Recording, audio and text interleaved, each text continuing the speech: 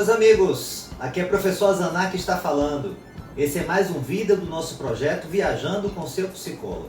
Dessa vez, vamos conversar sobre a minha experiência na cidade que, para mim, é a mais interessante dos Estados Unidos. Super cosmopolita, muito liberal, riquíssima em cultura. Estamos falando de São Francisco.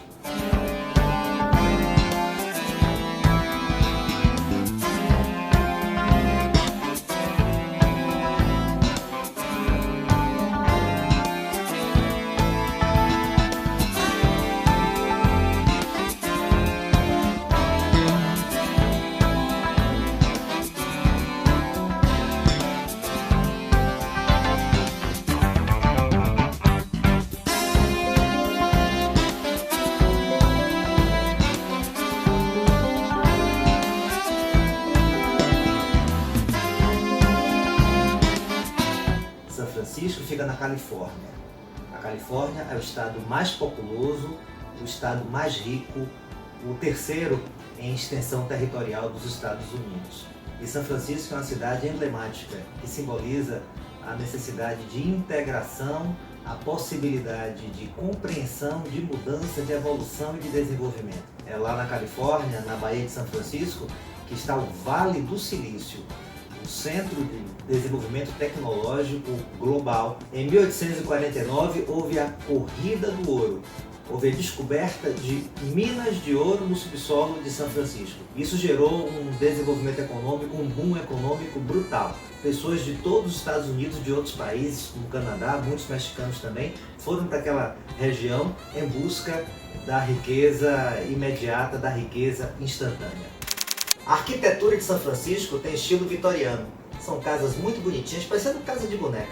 É uma cidade muito arrumadinha, de frente da praia, tem uma gastronomia de frutos do mar maravilhosa, os king crabs, os caranguejos do Pacífico são deliciosos.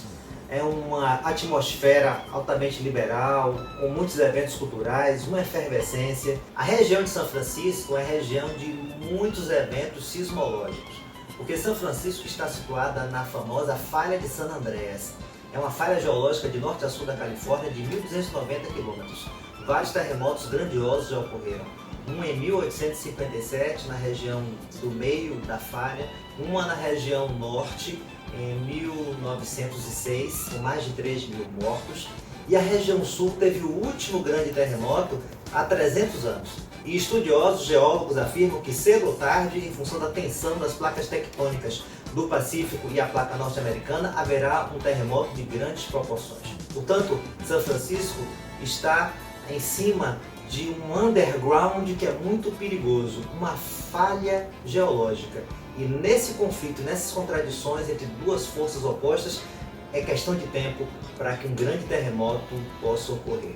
A tomada de consciência permite a gente aprender a administrar os eventos que não são os mais desejáveis. Essa é uma boa metáfora, uma boa analogia para as nossas vidas. Será que não é importante nós sabermos que estamos envelhecendo? Que a morte é uma realidade nas nossas vidas? Quando a gente se prepara para aquilo que não é aparentemente o mais interessante nem o mais desejável, mas que é o inevitável, nós temos muito mais maturidade para administrar a nossa relação com o mundo. Será que nós não sabemos que vamos envelhecer? Será que não é importante tomarmos consciência desse choque de placas tectônicas entre o meu desejo de ser eternamente jovem e o caráter inexorável e inevitável do envelhecimento? Quando a gente aprende, toma consciência dessa perspectiva, a gente aprende a planejar a relação com essa nova realidade, essa configuração. Cuidarei da alimentação, cuidarei da minha saúde, cuidarei da minha previdência econômica, para que na minha velhice eu aprenda, eu esteja lidando de uma forma muito mais saudável e adaptável.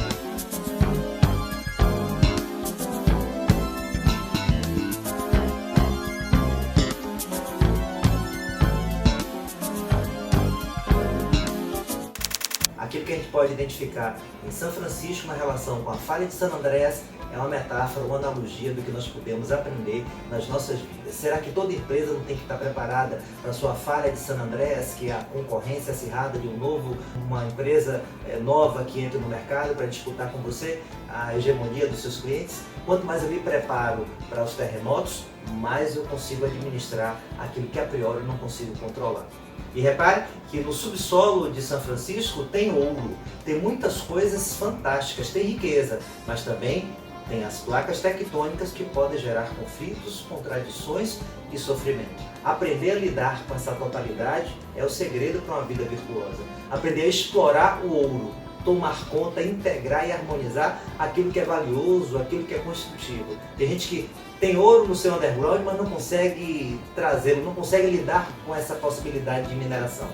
Assim como tem gente que tem as placas tectônicas em contradição, mas não toma consciência dessas dificuldades e não está preparado para quando essas contradições se expressarem de maneira destrutiva. São Francisco tornou-se o centro da contracultura mundial ao longo das décadas de 50, 60 e 70, que foi o auge da cultura hippie.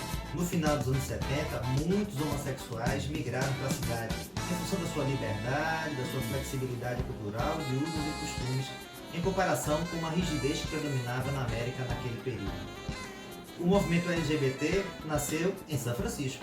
Um dos pontos turísticos mais famosos de São Francisco é a antiga prisão de Alcatraz. Ela funcionou de 1934 até 1963 e abrigou alguns presos muito famosos da máfia americana, entre eles Al Capone. É bem interessante a gente pensar nessa dualidade. São Francisco como uma cidade de modernidade, Vale do Silício, tecnologia, vanguarda da contracultura e ao mesmo tempo sede de prisão, de algo que simboliza a repressão, o recalque. Essa é mais uma dualidade que nós podemos fazer com relações em termos psicológicos. Além da dualidade com placas tectônicas, terremoto, tem a dualidade liberdade, mudança, inovação, com prisão, rigidez, bloqueio. Mas a famosa prisão de Alcatraz não ficou aberta para sempre. São Francisco conseguiu transcender a fase da prisão. E hoje o que predomina é a fase da liberdade, da criatividade, da aprendizagem, da mudança e da transformação.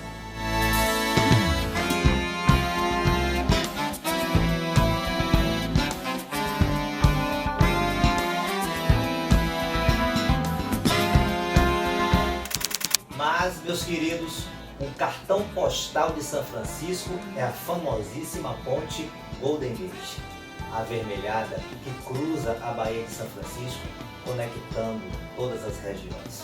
Ela foi construída entre 1933 e 1937.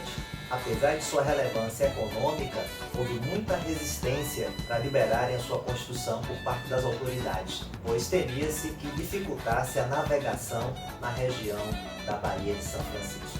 A ponte possui 2.737 metros de comprimento total, possui 2 torres e é conectada a vários cabos. Infelizmente, tem um lado negativo nessa ponte.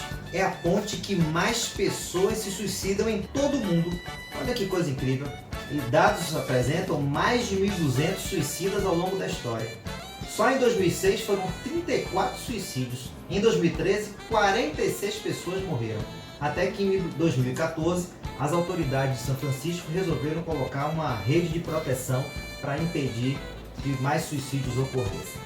Precisamos, portanto, meus amigos, de mais pontes, daquilo que conecta os opostos. Esse é o princípio psicológico essencial. Não precisamos de prisão em excesso, não precisamos de liberdade em excesso como a contracultura. Não podemos ficar acreditando que no nosso underground existem apenas jazidas de ouro, mas também não podemos ficar o tempo inteiro paralisados e temendo as nossas placas tectônicas. A grande mensagem da minha visita a São Francisco é a necessidade de equilíbrio, de tolerância, de transitar entre a totalidade. Por isso que o grande ícone de São Francisco é o ícone que simboliza integração, harmonização, conexão, a ponte Golden Gate.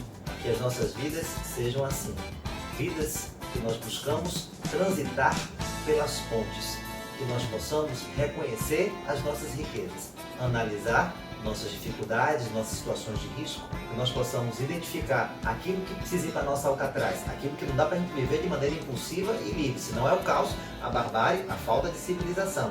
Freud já dizia isso.